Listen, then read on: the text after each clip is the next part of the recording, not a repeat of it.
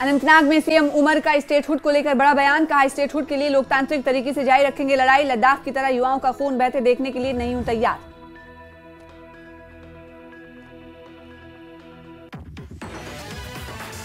ले हिंसा को लेकर करगिल डेमोक्रेटिक अलायंस का सख्त रुख बरकरार। वांगचुक की रिहाई तक नहीं करेंगे केंद्र से कोई बात। फायरिंग को लेकर न्यायिक जांच की मांग। कहा, लोगों को देशद्रोही बताना बंद करे सरकार। सोनम वांगचुक पर लगे आरोपों को उनकी पत्नी गीतांजलि ने बताया निराधार। कहा, केंद्र ने कई अवार्ड सोनम को दिए, अब देशद्रोही कैसे हो गए सोनम वांगचुक। कल से इंटरनेशनल एयरपोर्ट पर इमिग्रेशन की प्रक्रिया होगी और आसान। नहीं भरना होगा फॉर्म, डिजिटल अराइव सिस्टम से तेजी से होगा इमिग्रेशन।